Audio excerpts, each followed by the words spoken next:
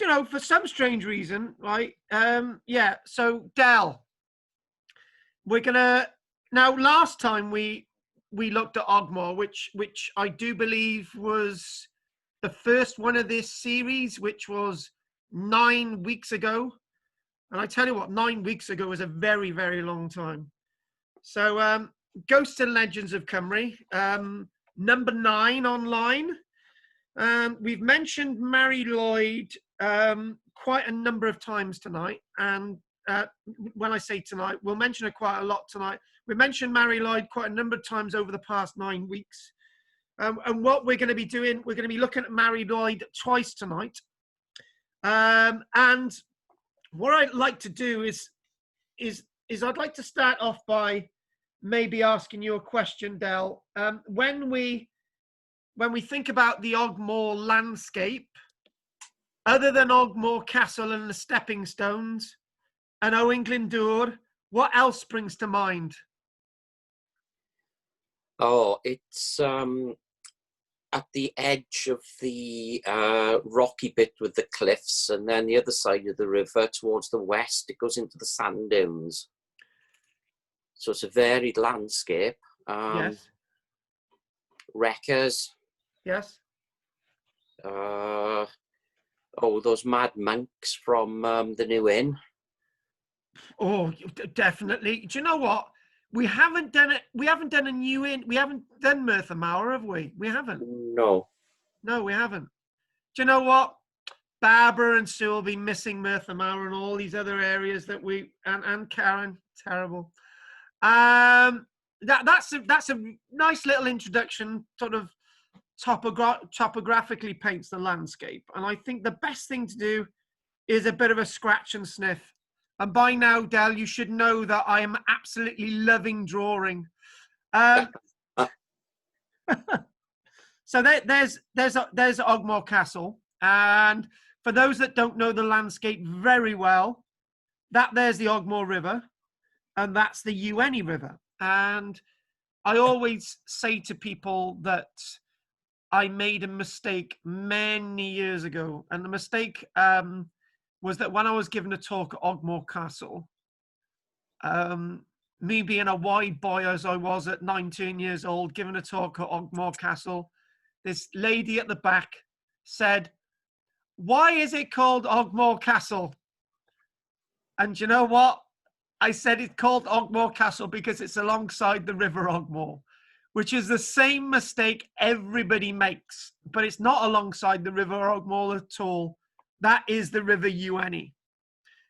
Over time, you mentioned the sand dunes. The sand dunes on the northern side and the sand dunes by hither have had quite a dramatic change on the landscape. It's here. There's a little hidden valley called the Valley of Mary Flanders. It's a nice, interesting little valley that we will mention because that's part of the Ogmore landscape. And I did realize tonight that there's so much with the Ogmore landscape that I won't be doing. But there's something I needed to do. I needed to quote from my own book, page 96, The Romans in the Vale of Glamorgan, in regards to these parade helmets. I'm going to quote directly from my book and put it in context. So that'll be rather interesting for us. Another throwaway fact, and I don't know if anyone knows this, in the Vale of Glamorgan 30 years ago, I think actually more than that, we're going up to about near 40 years ago. Did you know that there was a number of museums in the Vale of Glamorgan? There was not only Cowbridge Museum, which was, I think, open quite a lot. It's now open only once a month in the town hall at Cowbridge. There was a museum at St. Athan, St. Athan Rus. That was the Aircraft Museum. There was also, amazingly enough, a really nice museum at Ogmore by Sea. And you know what? I've never met anyone that can remember going into it. Dal, you're from the area. Can you remember the museum at Ogmore by Sea? I've never heard of it. Exactly. And I say it's more like 40 years ago. I don't know where all the bits and bobs went from there, but I tell you what, I'm sure it would have been would have had little bits of shipwrecked items in there, which is a bit of a shame that we've lost that one. And another thing as well is, which I'm going to chuck in you that I wasn't gonna do, into the landscape. If anyone's searching, and I might be slightly off with the location around here. There it is. There's a hill fort. It's called Fleming's Down Hill Fort. If anyone ever knows, it's called Fleming's Down Hill Fort. You can actually, you can get there along a public footpath. It's got a nice ditch, and I don't think you're supposed to be there, but it is a scheduled ancient monument, and there is a hill fort there. It's a really interesting hill fort. So what we need to do, we need to get straight down to these undies, and I need to do that. And I need to get on with what you pay me to do. So now we've mentioned the Ogmore River, and you've mentioned it as well. In fact, your introduction was pretty good, Del. It's covered everything that I needed to do. But this is that wonderful bridge. Could be referred to as the Dipping Bridge at Merthyr Mawr. Very interesting bridge that is full of the history and technicalities of the landscape with the rivers, and when I say technicalities, the geography and geology. This is along the River Ogmore, and I haven't mentioned it, but lots of times in history, the top coping stones of that bridge get washed away, and anyone on it gets washed away into the river as well. This is the nice, calm Ogmore River, and this is where we need to begin. Well, why not? A bit of Mary Trevelyan. Page 143 of a book entitled Folklore and Folk Stories of Wales by Mary Trevelyan and a certain E. Sidney Hartland. And actually, we do actually have an original copy of E. Sidney Hartland's book. Michelle, could you pass it over, please? And now we're looking at the River Ogmore. And here we go. Thank you very much, Michelle. This is one, I'm actually holding a copy of one of Sidney Hartland's original books. And it's absolutely wonderful to actually hold this book. It's about fairy stories, actually, and various other things that go bump in the night. And maybe I might actually tell one or two stories from this book in the near future. This book, this reprint is over 110 years old. The reprint. You're breaking up, Carl. I'm breaking up a bit, am I? Okay, yes. What I'm going to do, if you bear with me a second so we don't lose any of the connection.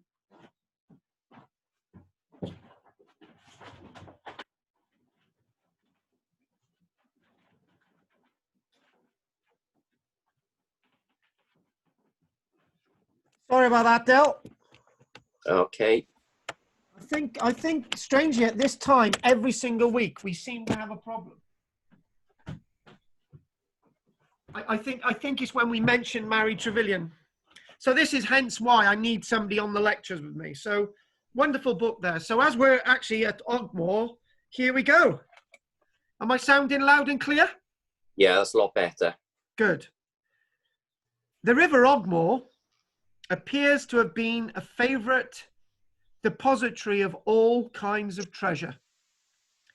In the folk stories of the Vale of Glamorgan, it is recorded that hoarders of money or people who secreted any precious stones or metals, even if only a piece of old iron, any old iron, never rest if they died while the treasure remains hidden. In order to give the spirit rest, the treasure must be taken by a living connection. Waiting for the connection, it's unstable. Start again. In order to give the spirit rest, the treasure must be taken by a living human hand and thrown into the River Ogmore with the stream. If thrown against it, the unfortunate person would be terribly tormented ever after. So you've actually got to throw it downstream within the water. So the water takes whatever it is away. And we hear about this, that treasure to do with ghosts in the Vale of Glamorgan is not necessarily just about gold and silver. It can be about iron, copper, bronze, anything like that. It is strange but true that the other rivers and streams of the Vale were never to be recipients of treasure, which must be thrown into the Ogmore, and that river only. It's only the River Ogmore that treasure's found. You go in, Carl. Are they really bad, is it? Yeah. Oh, God. Right, okay. Right. I don't know why this is tonight. I'll start again. It is strange but true that the other rivers and streams of the Vale were never to be recipients of treasure, which must be thrown into the Ogmore, and that only. The following stories out of several of the kind indicate the popularity of the Ogmore River. So it's the Ogmore River that seems to carry lots of these legends and stories. But this river itself is also the recipient of bodies associated with those murdered at the New Inn. And as we're at the River Ogmore, looking at the nice calm River Ogmore, down past Ogmore Castle, just after the stepping stones, as it goes towards the sea. That's looking at the bridge that goes to the sewage works. You can imagine maybe back at the time of the New Inn, back at the end of the 1700s, early 1800s, what you might find is that this river is clogged with human bodies of people who have been murdered at the New Inn. And because it was clogged full of bodies, it's likely that when the Nichols family took over the estate of Merthyr Mawr, they now also took over the freehold of New Inn, and the people occupying it, the leaseholders, were told to make sure you bury your bodies because it'll bring attention to the trade in human life, i.e. stealing things from people and then disposing of the bodies. And I gotta say, Del, I'm gonna take a chance now. It might actually be your end, but I'm just gonna keep flowing, and if it gets really bad, come in again, okay? Okay. That's what we'll do. So I would like to mention as well another little story, but when we look at this, the River Ogmore itself has actually changed its direction and been altered many times. And one thing that I always say with the River Ogmore is that not maybe, but way back when Ogmore Castle was built, way before the Normans, it was likely that Ogmore Castle, as it later became known, was alongside the Ogmore River. But unfortunately, because of various changes, the tributaries and the two rivers linking together, the Ueni and the Ogmore, are linked further on down, hence why the Ueni River is now outside Ogmore Castle. So what I'd like to do is look at another little story associated with Ogmore River, but I'm not going to tell it in full because this is usually told at Llantwit Major. And it's also said that a certain Barbara, the wife of Edward the Tailor of Llantwit Major, and there's lots of there's a big story that we won't go into, but after she disposed of her mother-in-law's gold, what was left, she was told by the mother-in-law's ghost to dispose of the money into the Ogmore River. Unfortunately, she threw it upstream instead of downstream. And the rest of the story is to be said that her family were haunted for the rest of their days for going against what the ghost wished. So, now moving on a little bit more, I would like to repeat a story that we did a few months ago, but from Mary Trevilian's exact point of view. And that's the story associated with the ghost at Ogmore Castle. And there are different versions of it, the more extreme version and the least extreme version. And we're going to do the middle of the way version by Mary Trevilian.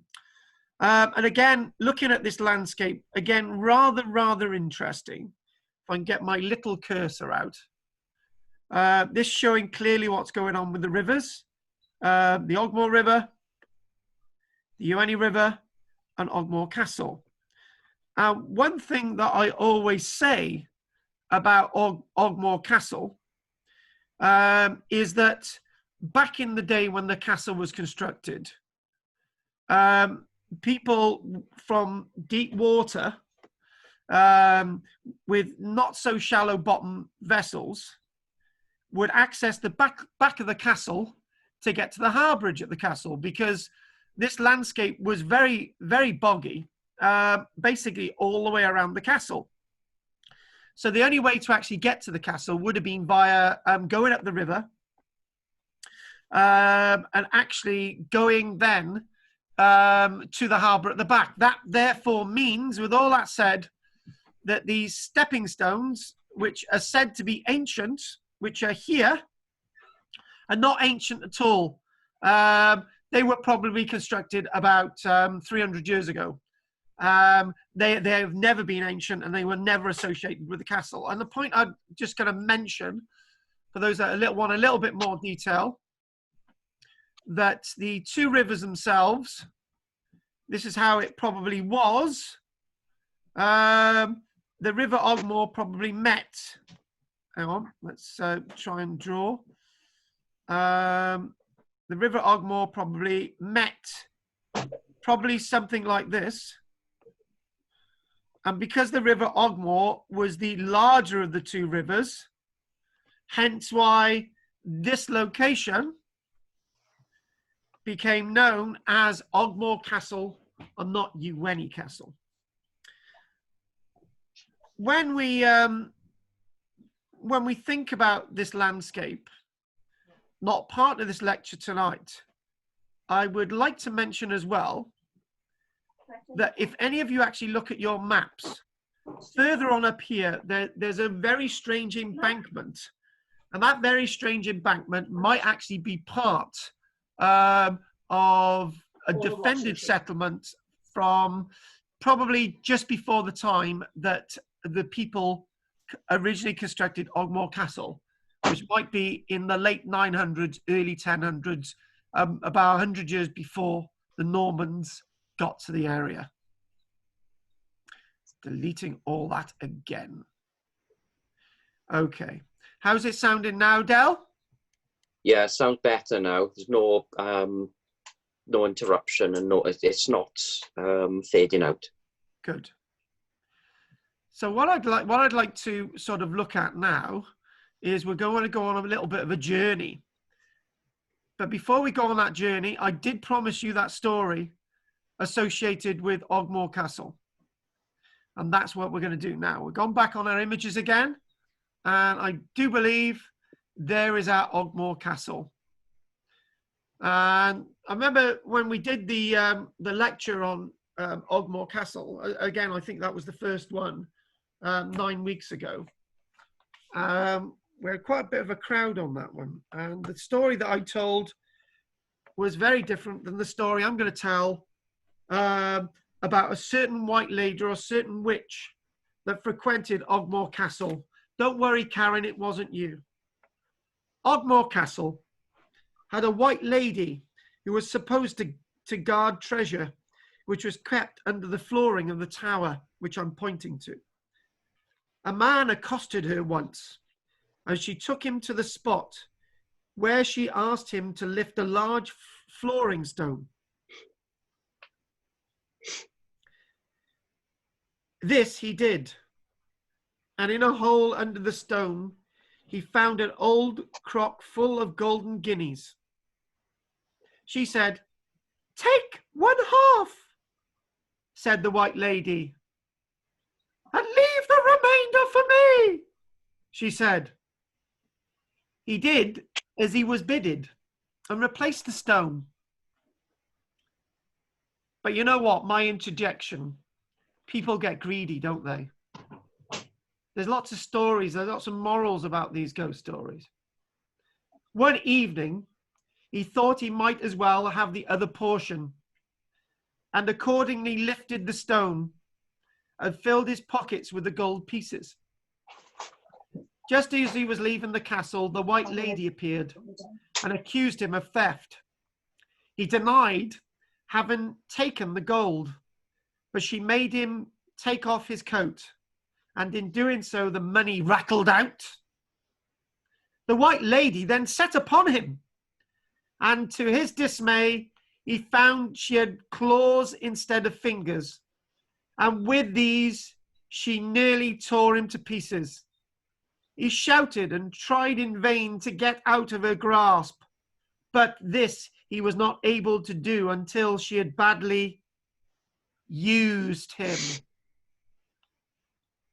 He went home in a dilapidated condition and was accused of having been mixed up in a drunken brawl, which she stoutly denied. Soon afterwards, he was taken very ill and gradually became worse. Nobody knew what his illness was, and in the course of time he wasted away. Before he died, he confessed to his adventure, and people called his complaint the White Lady's Revenge. And the original story that I did tell was that the White Lady had raped him. And this is what that story's saying. And there's actually 3 stories associated with this area that women are said to have raped men, obtained their souls, and then let them free, and then they withered away. And there's a similar story associated with Taft's Wells. And there's another story associated with UNE. But there you go. So what I'd like to do is go on another little journey now. It's a ghost walk I've never ever done again since. And I don't think I've ever told many people about this, simply because something happened to me. And Amy's mic's not on tonight, but Amy will know when things happen to me on these ghost walks. They happen big time. I'm just trying to move my slides forward, which is a bit slow at this minute. Hang on. There we go.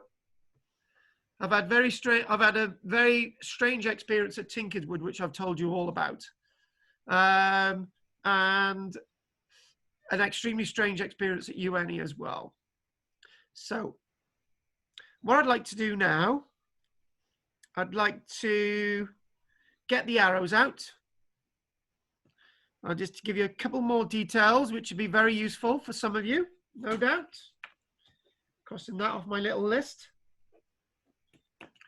And we're now going to just mention something quickly. I did mention when we were doing the Ogmore Castle walk, and when we did the Ogmore Castle talk, you know, all those weeks ago, I did mention that Ogmore by Sea was apparently set upon and destroyed in the revolt of Owen-Glyndŵr in the 1400s. But it was likely by the 1400s, due to the plague 50 years earlier, that Ogmore by Sea had been completely decimated. I've got to mention that when we do look at this landscape and wrecking, Dunraven comes into mind. And then much further on down the coast, you've got the likes of St. Donat's, and you've got the wreckers of Monknash, and so on. But strangely, we don't have wrecker stories associated with Ogmore by Sea. I can't really cite one associated specifically by Ogmore by Sea, and it's probably because being an established village a little bit later on in the 1700s, there were probably customs men there. And you can't really get shipping in to this very rocky coastline. And I would like to say that lots of churches around the Vale of Glamorgan, you do hear references of stone being quarried from Ogmore by sea, which is referred to as Sutton stone, being the finest stone that's used in the likes of Llanblethian Castle, the likes of the earlier version of St. Donat's, and also Sutton stone is also used in the construction of the wonderful Ogmore Castle as well, and Ueni, and the likes of Newcastle in Bridgend. So, you know, lots of stone is quarried from here. It's no longer quarried, but there's, strangely enough, this is known as Sutton Lane, which goes directly, would have gone directly to Ogmore by sea at once. And this is where Norton Hall Farm is. But where we're going to go next is this little valley by here, the Valley of Pant Mary Flanders. Now, Del, have you ever been down that valley? Many years ago. Do you know what? Keep that a second. I think what's happening is I think Saturday is a really bad time to be having these now, because so many groups must be having meetings, because it's we get a bit of lag. But Del, you would have parked your car by here, Yes. which is just along the road up to Helamannydd and Norton. And this is the lane you would have gone down. Now, did you actually find the well? No. Do you know the reason I'm laughing? You go and take a walk down there in daytime, right? Prepare a walk, right? And then do a walk at night and try to find the well. I took 10 people down this route and I got them lost. But we did eventually find the well. And there's lots of really nice stories associated with this really strange valley. It is a very strange valley indeed. It's said that there are a number of springs associated with this valley, and you shouldn't be female going down this valley at night, because it's said that ogres are said to imprison vulnerable girls at the 3 springs associated with this valley of Pant Mary Flanders. And it's said that if the girls escape, they can no longer speak, which is quite a strange little story associated with this valley. And there's some nice, interesting stories associated with the well. So as you sort of go down this valley and you sort of take this, everybody's always confident that they're going to actually find the well. And it's quite a trek, actually. It's a good kilometre. And as I say, don't go down there at night. So ladies, Karen, Sue, and Barbara, don't go down there at night time, because you might be seduced by a load of old ogres. Del, when you went down there, did you have a bit of a strange experience? No, I went with a group. It was the Bridgend Ramblers. It was in the 1980s. Oh, right, and you didn't see the well? No, for some reason, no. Not that I remember. Do you know what I'm going to do before we actually get to the well? On this map, so you're following down here, and one thing you've got to do you've got to go in the daylight, and you've got to keep looking upwards, because there's an old cottage, and some people actually believe that that cottage may have actually been the remains of a monastery at one stage. But I've never been able to prove that, and I've never been able to find any more evidence of that. And if you go up this way in the daylight, you can actually get to the golf course. Now, on eventually finding the well, we'll go to the well soon. And don't ever drink out of the well either, because I will tell you why. On the way back, I sent the group to go ahead of me. And it was like it was like a 10-minute walk. I returned back 1 hour later because I got completely lost. I went down here. I ended up going into the woods and it was pitch black. And I managed to get back out of the woods. I went back down the path. I went back around again. And then eventually I went back down the path, back on the path, and I eventually got back. And it took me a whole hour to get back. So the moral of the story is, don't be too cocky when you do these walks. So another little story about this valley. So we'll move on.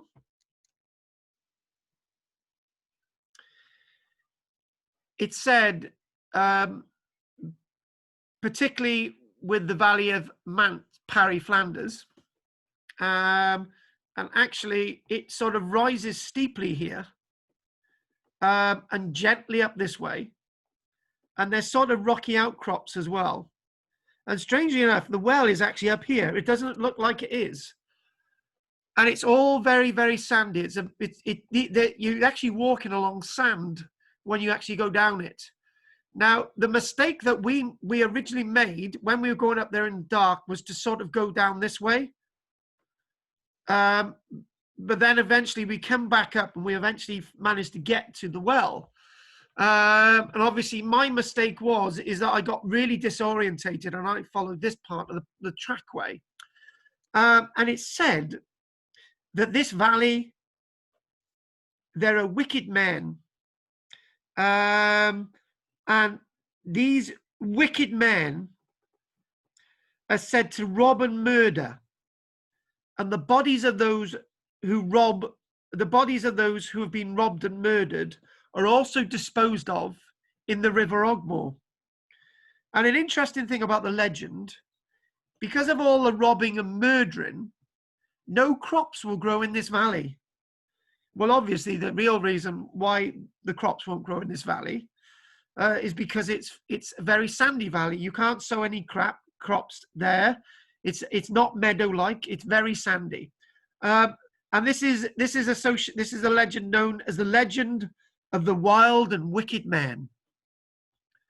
So as you start to move up again, as we start to go on, and again, a little bit of delay in my moving along. So what you can clearly see on this map, Del, we've kept going down the valley, and we've kept going. And if you kept going along here, Del, you'd have actually found the well. There's the well. And Del, if you look up, you can actually see this very strange building. And it is a very strange building. Now, one thing I'm going to say, this could be one of those pin wells. Yeah, there's lots of legends associated with pins. And it said that if you put a pin in the well, it might give you good luck. But if you don't throw a pin in the well after visiting it, you don't get good luck. So I think the moral of the story is don't visit these wells. So I've got to say something about the archaeology of the landscape as well, which has clearly been missing tonight. That as an archaeologist many, many years ago, we used to walk in these fields at the top here. And when we used to walk in these fields at the top here after they'd been ploughed, we used to find a large amount of medieval pottery. And we also used to find a great deal of worked and knapped flint. And that worked and knapped flint, we didn't know.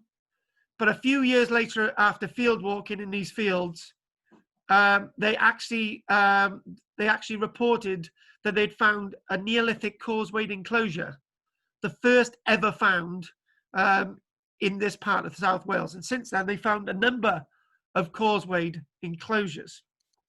So clearing that again, as we move back on up the valley. So where is this going? The valley itself eventually leads out to Hela. And that's where we're going to actually go to, I think, first. And then when we go to after we've done that, I think we come back to the well. I'm just going to remember how I put these slides together.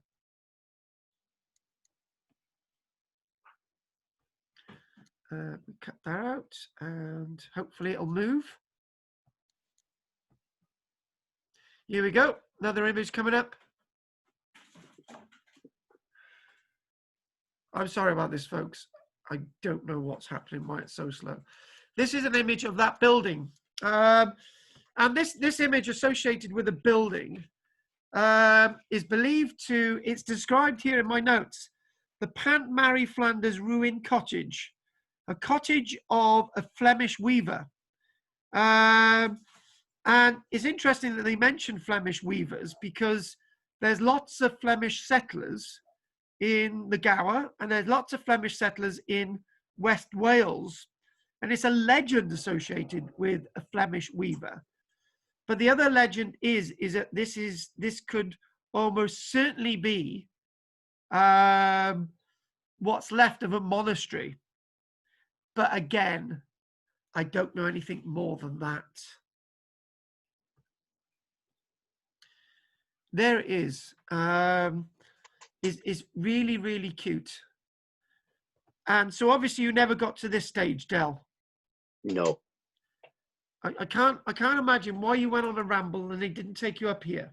No, we went off on a sideline up towards the golf course and then further on. Ah, right. Okay, I do know what it's. Yeah, I think. Yeah. It's a bit of a longer route actually, but this is a much shorter route. And eventually, if you keep going up here, you get to the landscape of Hela Mynydd, which is rather interesting to me because I not far away from the landscape of Hela Mynydd, I undertook an archaeological excavation that we were archaeologically excavating for about 5 or 6 years, but won't say anything more about that again because we'll do that in another lecture. But that there is actually the well house. There she is. And at the end, I'll probably ask everybody if they've actually seen this, but I think this is a really nice, interesting valley. It's the type of valley and the type of landscape that would be probably quite familiar with people way back in the medieval period. And yeah, it is quite heavily wooded on the right hand side there. And sheep do graze here. Sheep have grazed here from at least the medieval period. It's all common ground. That's the other thing I would say. It's common ground.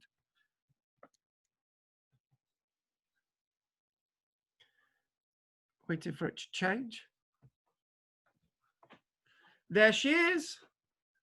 And there she's not again. So if we enlarge on this again, and I would like to say the following, we got a little bit more information. The well color here will change when people quarrel. And there's various different things about the discoloration. And usually it's said that if people quarrel near the well, it goes a murky color. But when people don't quarrel by the well, it's a clear color.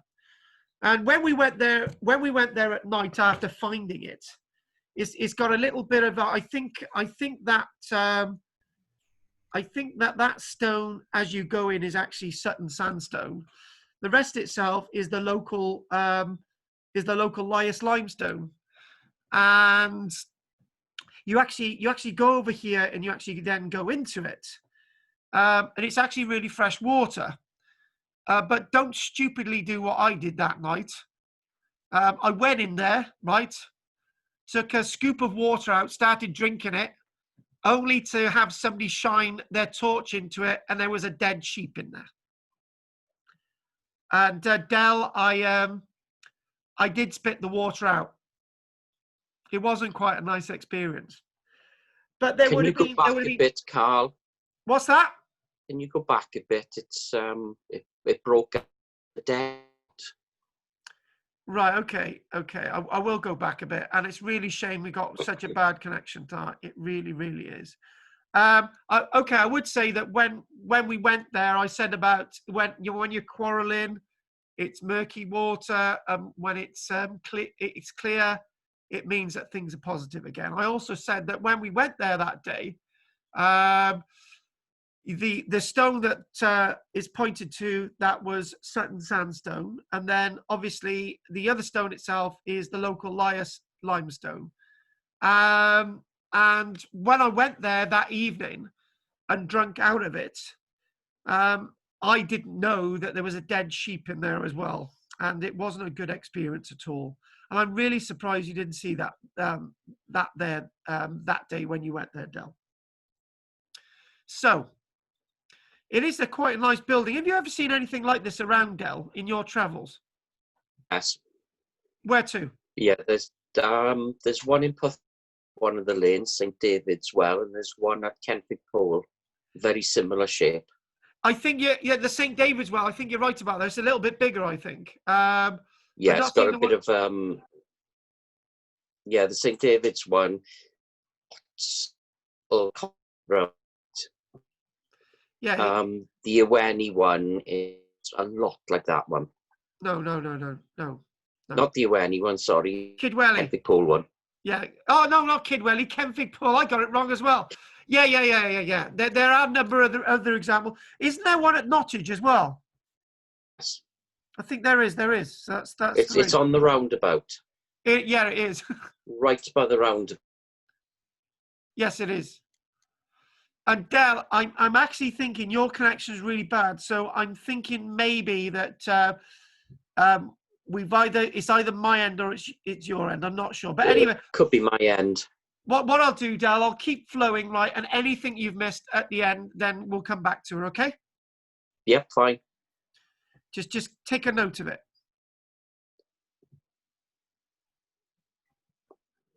Okay. Now, you come out from the well and you're heading up to this direction out of the valley.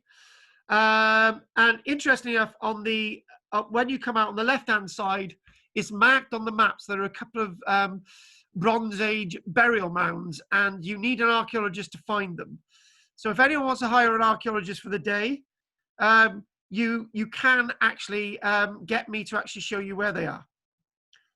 I'm just gonna see, because there's a message come through, so I'm just gonna read that now. Hang on, let's see what the message says. Hang on.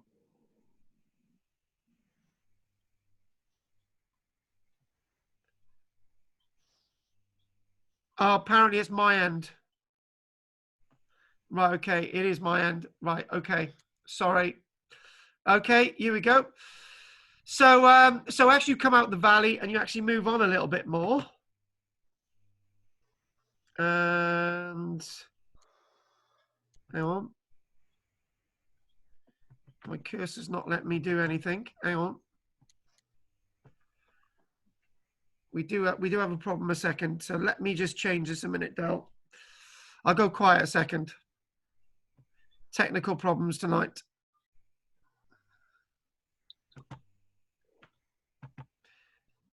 Right, okay. Bear with me. Bear with me, folks. I'll be with you a second.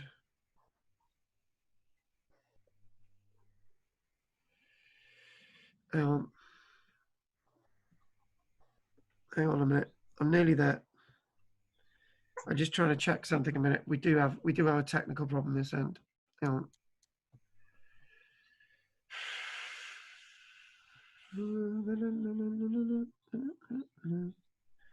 Okay, let's go back to there.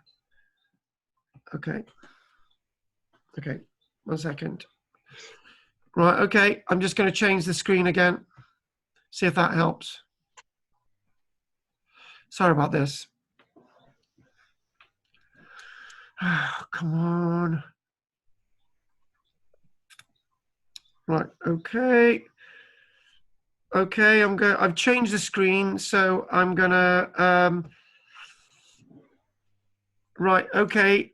Okay, Dal, I'm gonna ask you now, what are you seeing on your screen? Black square. What now? Black, Ah, right. Map of Ogmore by Sea. Okay, brilliant. That's good. That's what I wanted. Back to that. So what we're going to do now, right? We've looked at Hale Mynydd. We've looked at the Valley of Ogmore and Pant Mary Flanders. I'd just like to just mention one major thing, and it goes as follows from my own book. And the legend is associated with here, because very interestingly enough, I've seen a map of it, and the map shows me that in this field, from above, there's a very strange square that you can actually see from above. And this ties us in with this little story I'm going to read out from my own book, page 96. Legend has it that there are military works in the locality or surrounds of the medieval castle at Kenfig, and going by the place name evidence Old Castle Down, St. Bride's Major, and the commanding topography around Ueni indicate further Roman military works alongside various locations of contemporary pottery and other material. I will interject. When I was about 12 years old, I had heard about what I'm just about to tell you. So I went and started digging along the riverbank, and I found loads and loads of pottery, a bucket load of pottery, but it was actually pottery. I'm waiting for it to reconnect. It was actually pottery that was made at the potters at Ueni. It was slipware, all dating from the 1700s. So alas, I hadn't found any Roman pottery at all. However, going back to this little square on the map, I was intrigued to find that looking down at the ground, you can actually find that the field is actually perfectly square. And around part of it, there's a wall, which is obviously a modern wall. And there's two bits to this story. So, obviously, the topography around Ueni indicate further Roman military works alongside various locations of contemporary pottery and other material. Speculation leads us to an enclosure surrounded by linear earthworks a stone's throw west from Ogmore Castle, because Ogmore Castle, as you know, is over by here. It was reported that Roman parade helmets and contemporary pottery were located at the space of the square.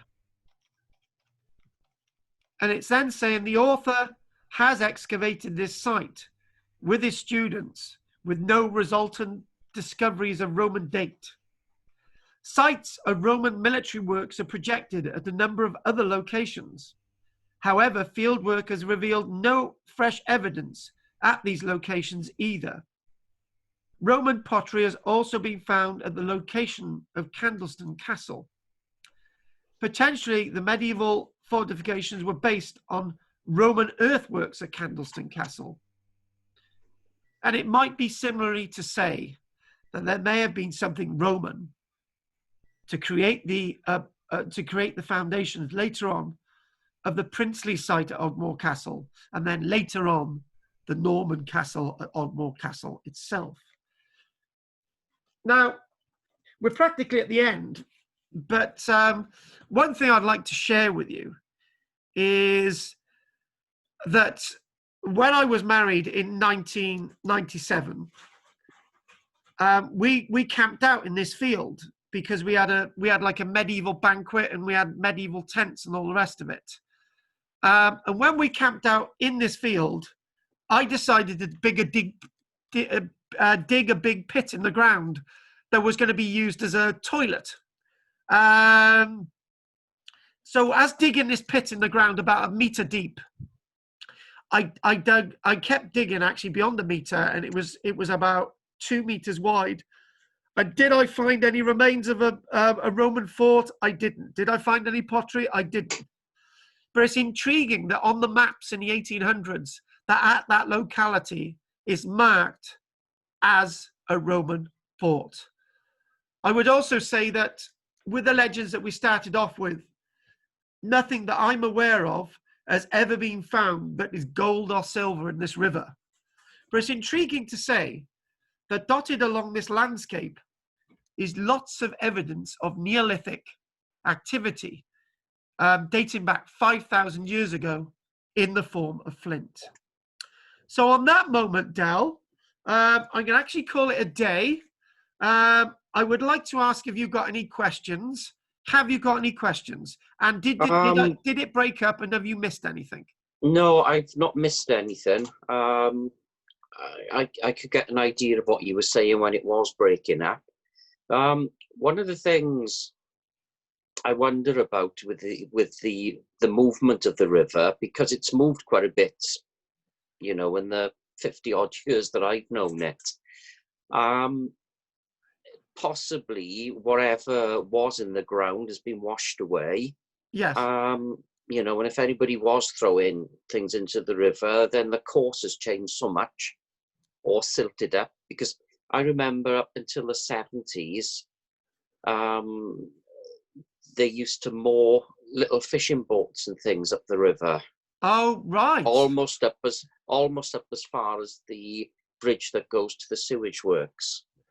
There. And it was, yes. where it's one of those things as a child, you'd go there just to look at the wrecked boats, the bits of wooden hulls and things that were there. So it was sort of navigable up until the 70s.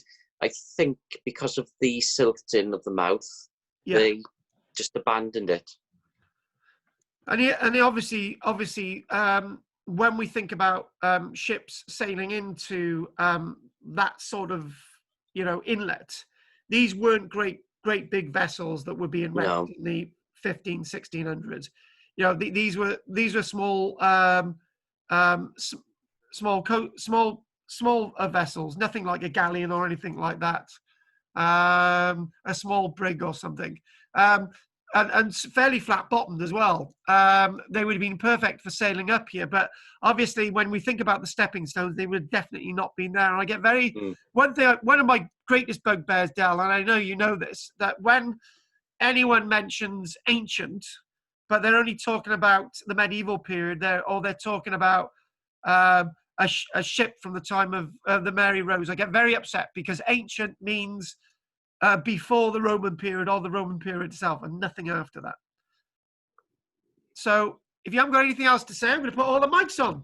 Nope, that's fine. Thanks. Okay, it's a pleasure. I'll do it now.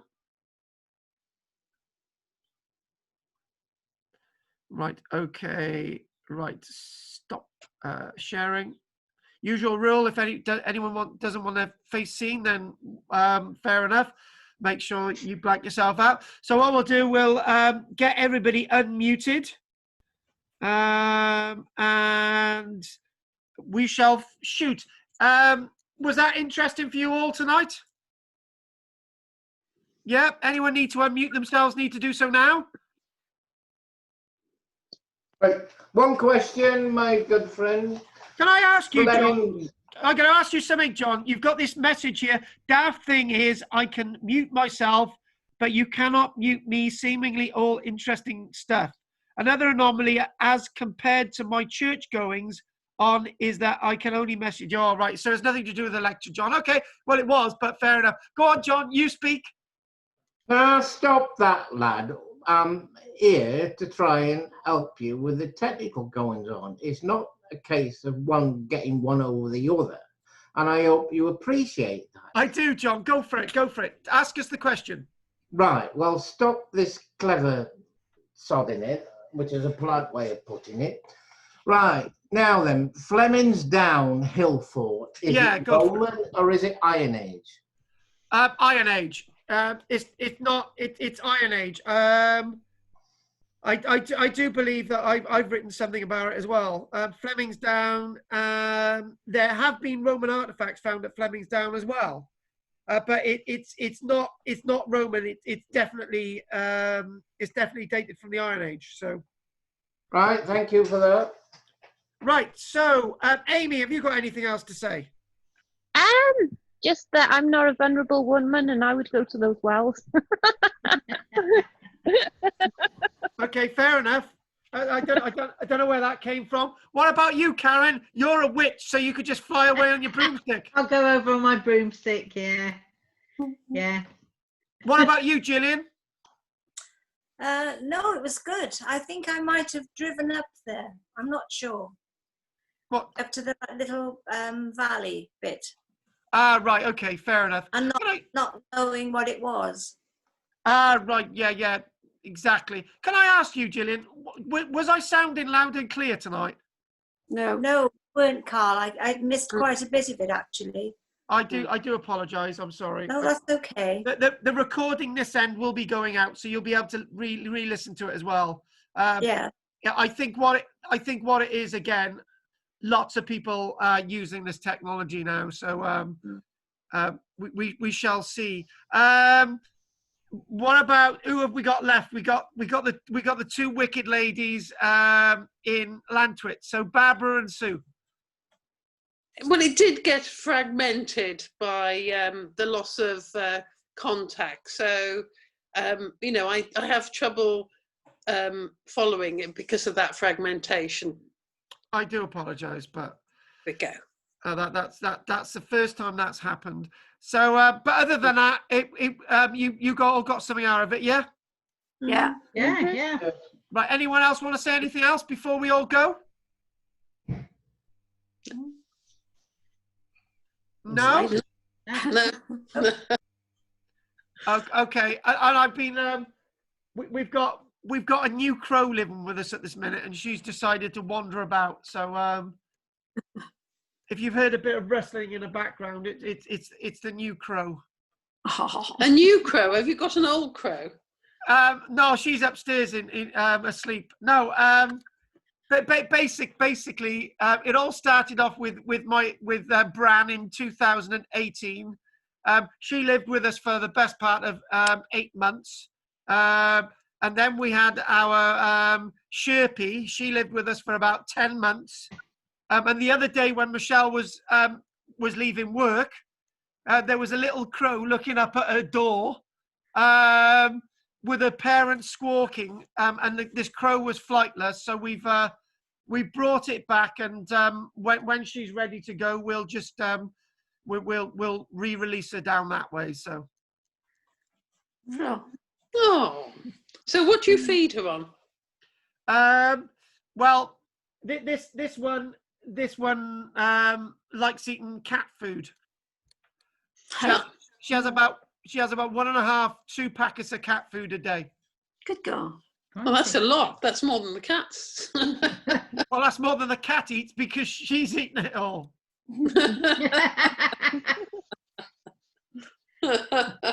I think one thing about the recording tonight is that it's all fine now. I've finished the talk. Ironic. That is irony. So just a bit of a recap, so none of you missed anything. I'll do a bit of a recap, a couple of minutes recap. So you have, so I've basically been saying about Ogmore Castle being, the stepping stones are not ancient because back in the medieval period, people needed access to the back of the castle. I mentioned obviously about Owain Glyndŵr and the story about Ogmore by Sea, which I mentioned before, that the village was likely to have been destroyed by the plague 50 years earlier before the Owain Glyndŵr revolt in the 1400s. I mentioned about you should always, to appease the ghosts, you should always throw their gold downstream and not upstream.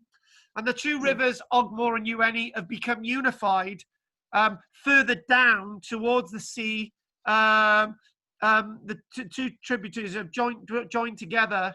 The bigger river was the Ogmore River, and what was the original thing was that the Ogmore River was further further towards Ueni itself, and it met the Ueni River, and both rivers flowed together directly outside Ogmore Castle as you see it today. Hence why it was called, Ogmore Castle back in the past, but it's not alongside the Ogmore River today. It's alongside the Ueni River. And the wonderful thing about those parade helmets being found in the 1800s, they were found in that square that I showed you. And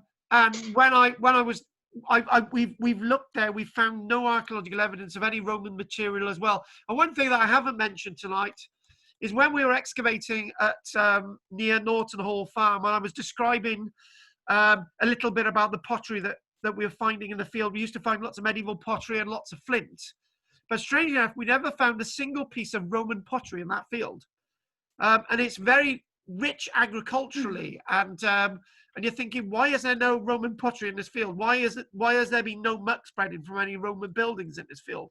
Because inevitably, when you muck spread, you chuck out all your crap. That's why you find pottery in the field in the first place. And the Pant Mary Flanders bit, that night, after I'd given the walk to the well at Pant Mary Flanders, the strangest experience is that I got completely lost. After everyone getting to the car after 10 minutes, it took me 1 hour to get back. I got so really lost, and then I had the feeling I was being followed. But mind you, when I was a child, I had the feeling I was getting followed a lot as well. But that's something else altogether. And the well itself is a very interesting well. Lots of wells in the Vale of Glamorgan. If you put a pin in a well, it's for good luck. If you don't put a pin in the well, you're going to get bad luck. So in other words, don't visit the well in the first place if you're not going to put a pin in there. And there's lots of rag wells in the area. And one strange little thing is associated with fish. And further on up here from Ogmore Castle is a well that contains lots of fish. And you should never take the fish from the well. Because if you do take the fish from the well, it's bad luck. And you've got to beg forgiveness for taking the fish from the well. But if you put the fish back in the well, then you get good luck. And the fish dance for joy in being taken back to their well, and all is good for there afterwards. And I'm not really sure that that's a Mary Trevilian story, but that's associated with a well a bit further up. So if you go from Ogmore Castle back to Ueni, there's a well on the left. And another thing as well is one thing that I didn't do was that hang on a minute, if I can look at this. This wasn't part of the lecture, but there's an association with robbers with that well as well, and something to do with the fact that it's not written down. Something to do with if you're robbed, but if you give forgiveness to the robbers, then the robbers bring your stuff back. I don't, something like that, which is a bit of a weird thing. Anyway, if anyone's got any other questions, then fair enough. If not, that anyone wants to chat afterwards, then they can. Just want to give a quick overview. Next week, Maesteg, and we'll do Llangynnoed, and there's a couple of other things about Llangynnoed that you won't know about.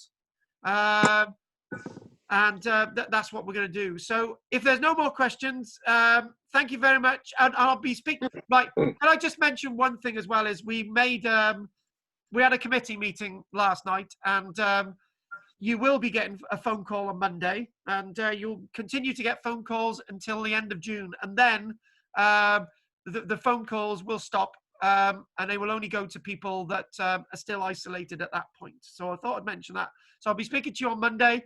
And as I say, anyone wants to speak afterwards, they can. And I will see you all, if not Wednesday, if not Thursday, and I will see any of you Saturday. Thank you for joining me tonight, and this recording will go out.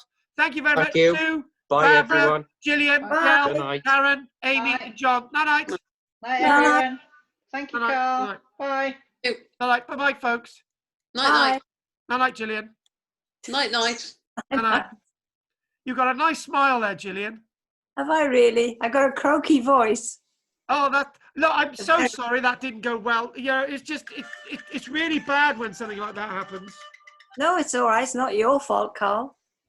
I think what it is, it's Saturday, and maybe a lot of people are using this for to communicate with family and stuff. No, it was okay. And as you say, we can watch it again on YouTube. Watch it back again. Well, Exactly. I can get all the bits I missed. All the bits you miss, exactly. I'm just looking for the off button and I can't see it. Well, I can get rid of you if you want. Well, you better get rid of me because I can't see how to do it this end. Can I just ask you, with obviously you're going to be okay for the next quite few weeks, because we'll still be doing the Wednesday and the Saturdays, so How many have I got left? Can you say just offhand? Oh no, you have got the money, the registration money was converted over to that was converted over to ghost evenings. Right. So they will flow until the 3rd week of July. Oh, that's okay. What about the Wednesdays though? Because I sometimes do Wednesday and Saturday. So how many altogether? Yeah, no, they just keep flowing. You sure? Yeah. Well, the thing is, right? If you're the money that you paid, because you're not doing the main class on a Thursday. Yeah. And I was in the situation where you didn't want to do the Thursday, and I just thought, well, you just chuck you in on a Wednesday and a Saturday. So that's what we've done. That's great. That's fine. Right? Yeah, that's fine. Best not to ask any questions. Oh, and also the other, this meeting last night was quite thingamajig, and you will still get your notes because you're an odd one. But because we got 16 people we send out the notes to, right. And the policy is that this is the way it's worded. Those who are registered that turn up to their classes on Tuesday, Monday, and the Thursday, don't get the notes sent to them anymore. But because you don't turn up on the Thursday, by rights, you still get the notes sent to you in the post. Well, look, Carl, you don't have to. It was just one of those extra things. I just thought, but look, you're okay for now, okay? So if you're saying that you can download them and read them anyway, then that'll probably click off at the beginning of July. Yeah, I can do that. So there's no need really for you to send them in the post. Okay. Because you've got a lot more starting now that you need to send to, and I'm okay, really. All right then. Okay. All right then. Okay. If you don't, if that's what you want, then we'll just email them to you. Okay. That's great. Yeah. Okay. That saves you a bit of work as well. That's true. The weird thing is, when we do these notes, right?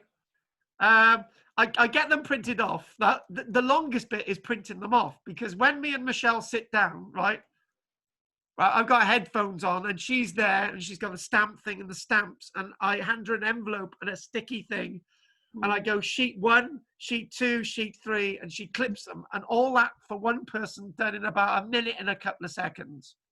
It's really efficient. But then obviously it's not about the time to do it. It's actually it's the stamp and it's the money. Yeah, it's yeah. So all right then, if you're okay with that, then we'll just I'm really fine. All right then. Okie doke. Well, if I can find the off button now, I shall say good night, and I'm going to have a cup of tea. All right then, I'll give you a second. If not, I will put you off. Okay then, I'll see you soon, Gillian. Bye. Night. Bye now. Bye bye. Night. There we go. Go for it. That didn't. I think now it's absolutely perfect, right? You know what that says, don't you? Yeah, and apparently, I don't feel it, but a traveller told me that Elizabeth here may be haunted.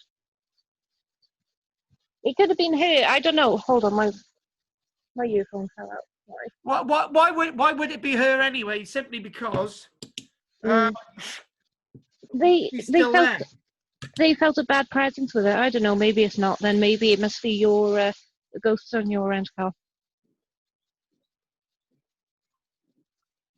Do you know what? Hmm? I don't drink fizzy drinks at all. Right?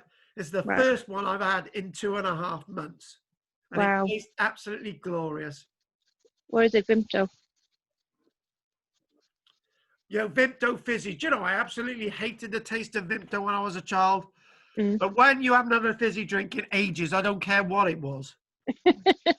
No, I don't like Vimto. Right, okay. Right, Amy. 1 second. Right. We had a staff meeting last night, right? Yes, I was aware that you were having one. Now you didn't have anything put in your account last week, and simply because numbers are collapsing. That's absolutely fine. And I do apologise. Look, I think the problem is that you know the first couple we did, there were much bigger numbers, right? Mm-hmm. Yeah. And I think John pissed them off so much. Yeah, I've actually been told by at least one person two. Yeah, because he just needs to keep his mouth shut. He's pissed me off several times. He even pissed Sophie off. With that, I'll try and get more people on, like closer friends. See if they want to come next week. Right. Because yeah, it's my stake next week, and if anybody wants to do hometown stuff, I can reach out to them and say, hey, look, we got to talk on my stake. I can ask Catherine because she lives. She owns the house next to the corner house. Yeah. Oh. And that's something. Do you want any pictures or anything for next week?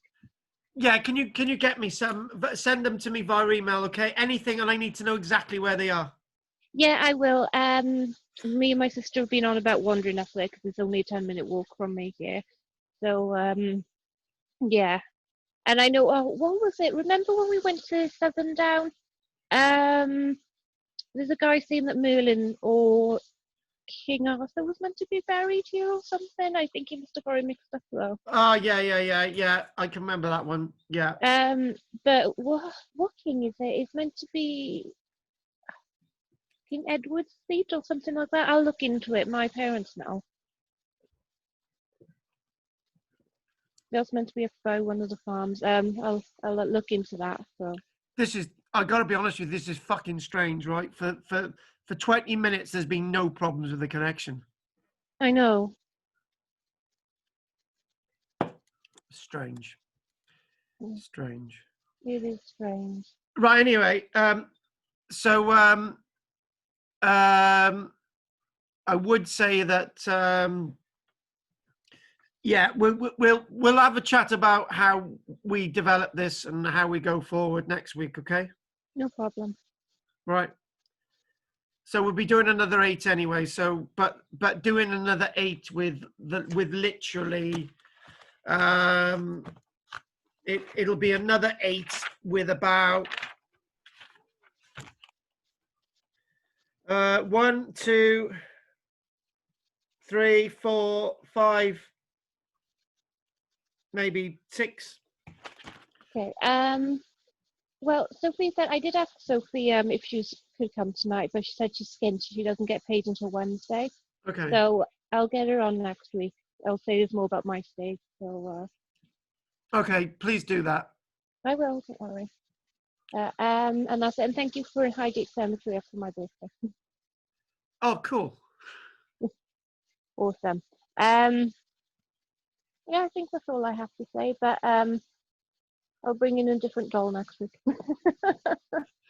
Okay, that'd be great. That'd be great. Okay. Okay, then I'll speak to you then. Okay. Yeah. See you next week. I'll send you pictures. Okay. What's that? I'll send you pictures of Fan. Please do that. Will do. Take care. Night night. Good night. Night night. Night night. Night night.